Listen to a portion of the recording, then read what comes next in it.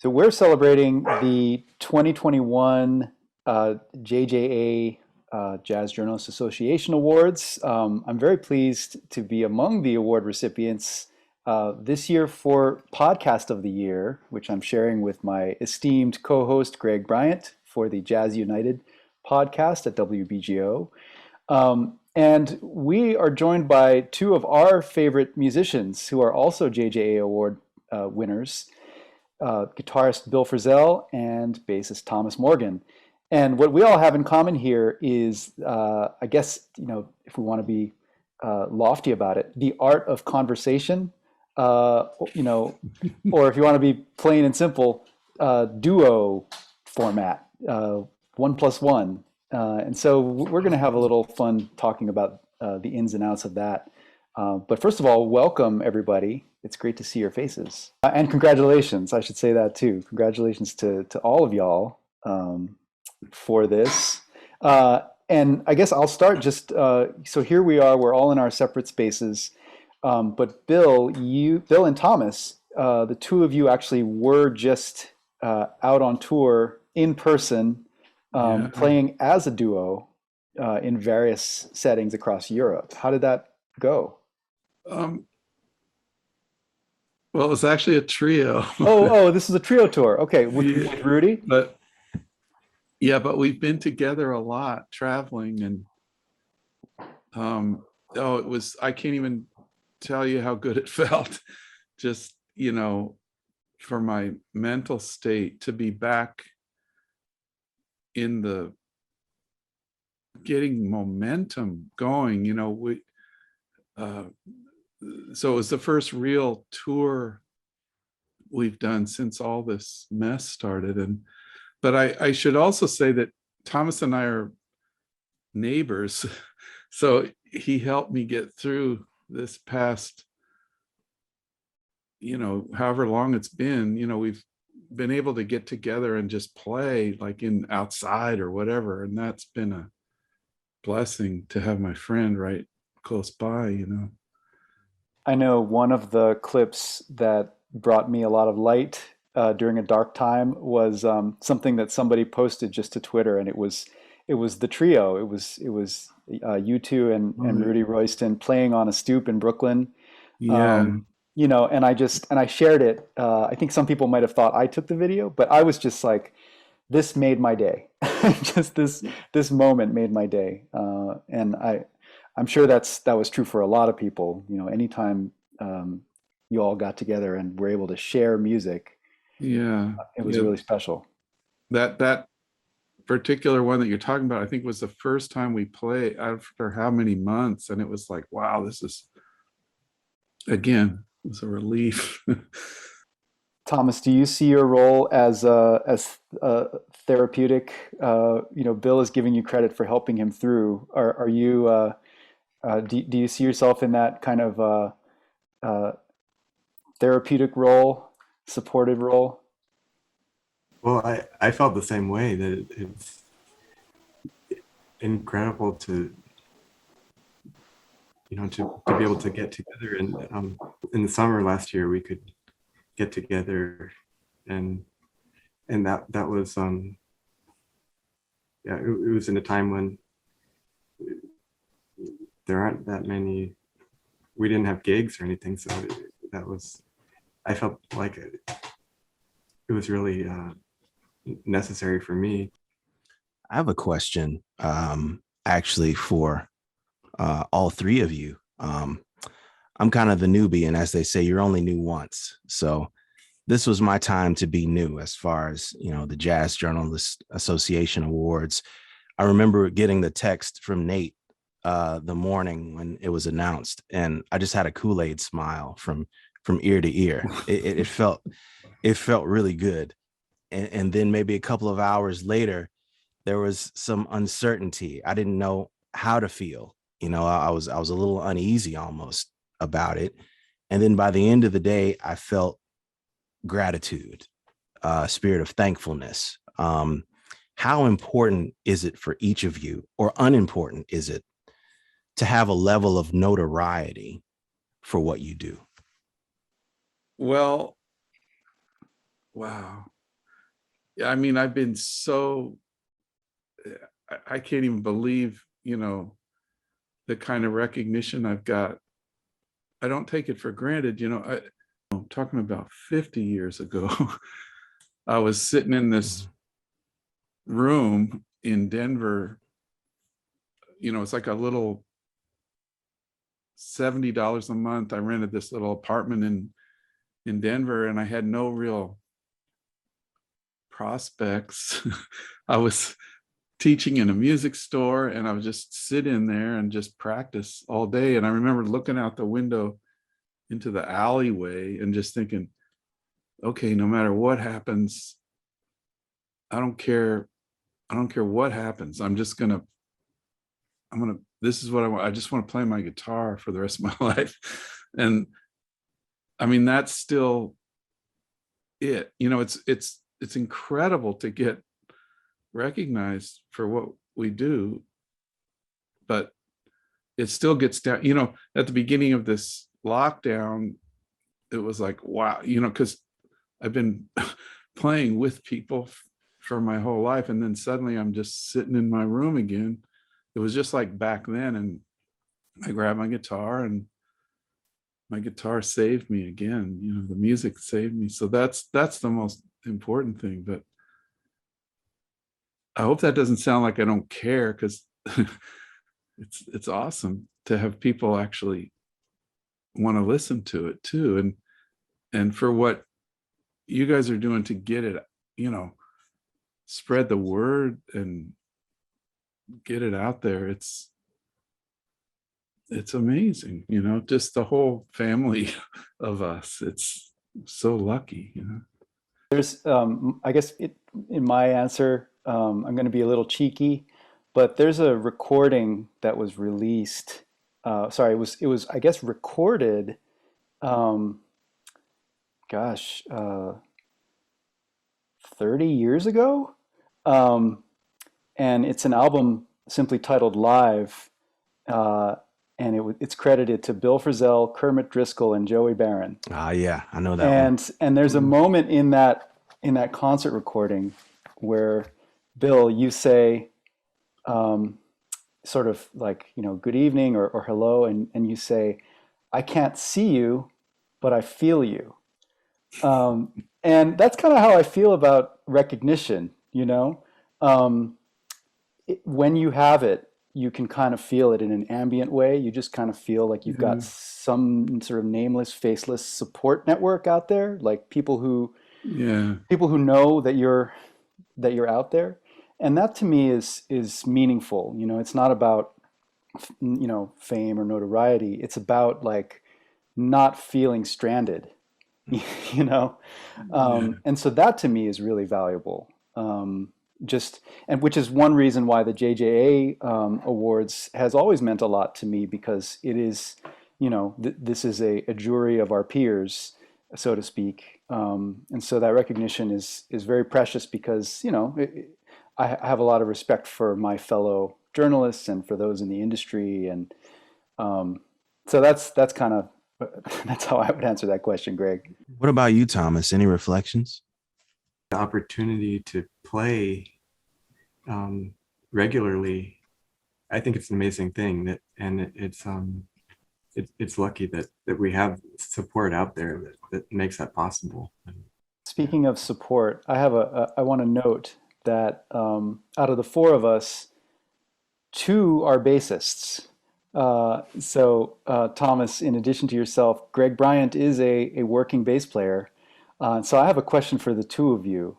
And it has to do with the duo as it pertains to sort of the role of the bass, because in any ensemble, the bass is the foundation, really kind of like, is the one, holds everything together. But I wonder whether you feel that in a duo capacity, things open up for you in a different way.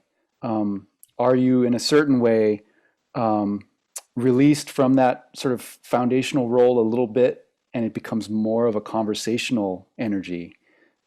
Any thoughts you have on that? Well, one thing that I continue to learn And I've got to give props and credit to Bill and Thomas. When I listen to Small Town and Epistrophe from the Vanguard, there's so much air. There's breath in the music, and that is refreshing, and it helps to establish, location. It helps to center you in a way as a listener and as a player. I want to do that. If there are no drums, or if there are drums, I still want air to get into the music. And then hearing Bill and Thomas with the others a few weeks ago in at the Falcon in Marlboro, Oh yeah. the fact that their tones and the sounds of their instruments fill that room. It wasn't just what they were playing, but the quality of the sound that they produced was as uplifting as the actual note choice. So there's just so much responsibility that I'm learning about as a bassist. And I'm kind of deferring a little bit, but it's just really masterful to hear something like Small Town and Epistrophe. Symbiosis, air, trust, but breathing.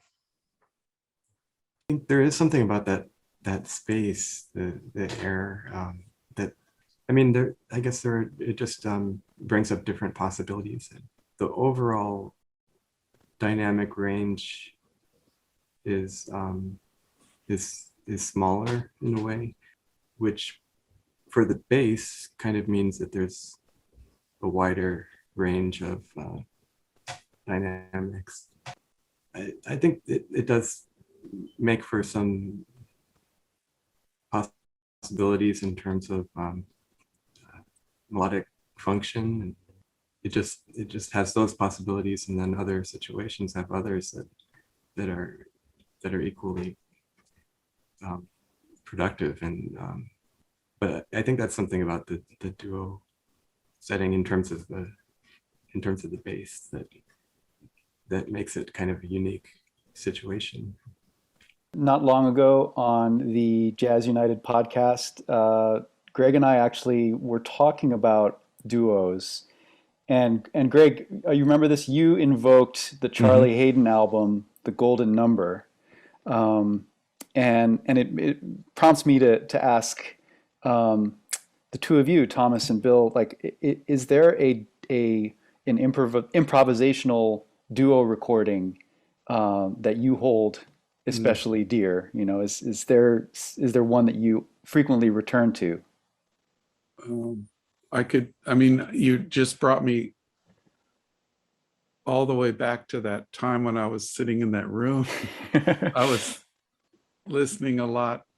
The very first notes I heard of Jim Hall it was actually the second duo record he made with Bill Evans, the Intermodulation album. That was the very first music I heard Jim Hall play, was on that album. And so much sprung from there. I mean, I think I forget if it's might be the second tune on the album is My Man's Gone Now, George Gershwin song. And Thomas and I play that song, or that was the first song I played with Paul Motion. Or wow, it's a song I've been trying to play for more than 50 years. So of course I come back to that, but then from that springs, it's like too much, the album that they made before that, Undercurrent, and the duo with Jim and Ron Carter, that was again, it's 50 years ago. I can't believe it. I went to see Jim and Ron Carter play there was a little club on the like Hell's Kitchen neighborhood called The Guitar, and I went to see Jim and Ron Carter play duo in this little club, and then later that week I had my first lesson with Jim Hall, and I can't even believe it, it's like, wow. Anyway, and there's, there's probably a million other, I saw Anthony Braxton and Derek Bailey play a duo, or it goes all over the place. Yeah. I've never heard of that club, the guitar in Hell's Kitchen. Yeah, it was, I don't know how long it was there. This was 1971 when I was there, and I'm not even sure. It was sort of like might have been 9th or 10th Avenue in the 40s or 50s or something like that. And it, just a little kind of hole in the wall place, but they mainly had players without drums, real small. It kind of sounds like it's like what Bradley's was for the piano. Oh, yeah, Like, yeah. Wow. And yeah, I just feel lucky I got to, hear those guys in a place like that. Yeah, seriously. Well, yeah, Jim Hall, it's like he was kind of this, you just named two truly iconic duo formulations, both involving Jim. Like he clearly was like tapped into that conversational frequency. Yeah. Thomas, is there anything that comes to mind? I was thinking of a concert I heard with Paul Bley and Charlie Hayden at the Blue Note, and I think Charlie had surgery recently, and was a little weaker physically, but just to see how he worked with that, yeah, they were really close on every detail. So yeah, it's something that I think about sometimes. Yeah, right on. I have one more question. I know sometimes when we think about duos, there are qualities that the other member has that are immediately inspirational. When I think about Nate, his web is wide. He knows what's going on almost at all times, and he can kind of, curate easily from, the point of knowledge of not just the players, but, the different, sub scenes of the music, if I can call them that. This question is to Bill and to Thomas. For Bill, what's one or two things that excites you about Thomas that you can't wait to get to work at night? And then for Thomas, the same thing. What are one or two things about Bill's musical personality that even after you've traveled hours and hours on planes, trains, and automobiles, you can't wait to hit the stage because Bill has this? I'd wanted to ask you guys. I mean, what you were saying was describing Thomas in a way, you said a wide, there's nothing I could possibly do that he wouldn't already know, that's and I hesitate to talk about it because it feels like, I've said this before, it feels like I don't want to break the spell, or there's like this magic happening. I don't want to try to figure it out too much, but there's like this, I talked about this when we first started playing a lot. It was like almost a physical sensation in my hand. I would finger a chord and it was like he had his hands around my hands, or anything I played, he was, or I've said he's time traveling, like he goes ahead of where I'm going to be and he figures it all out, and then sorry, Thomas. I don't mean to be, but it blows my mind. And then you said also something earlier, just that word you mentioned, trust.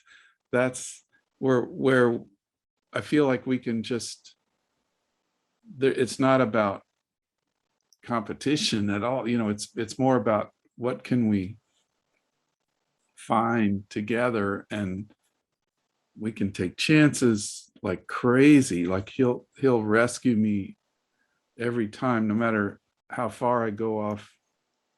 It's like I want to go down this, I want to jump off this precipice and just see if I can fly, and he'll just, and I realize, oh shit, like I don't have any wings, and he'll come and he'll pick me up or something.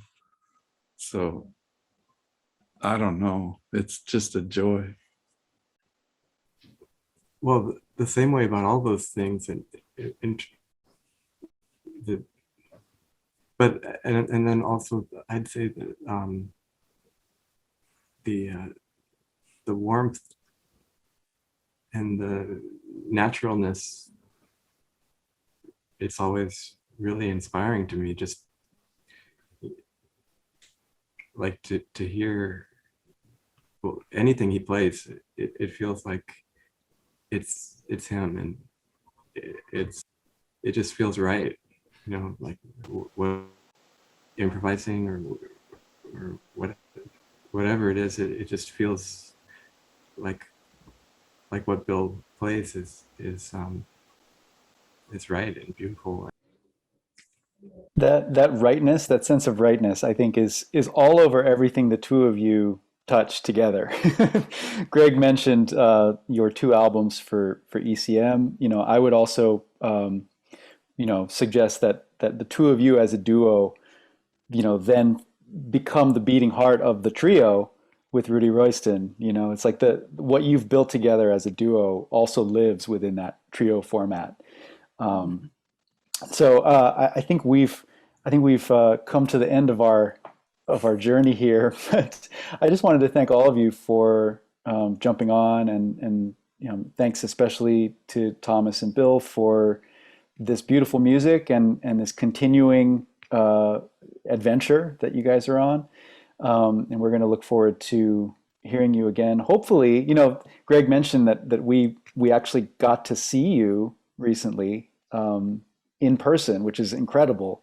And so I'm just counting the days until we get to do that again, you know, safely, hopefully, you know, hopefully before too long. Yeah, we're all hoping for that. That's for sure. Well, once again, thank you all, and congratulations to everybody. Stay safe and sane, and we will see and hear you soon. Great. Thanks so much. Congratulations to you. Yes, congratulations to all you. You too. This was great. Yeah, thank you so much.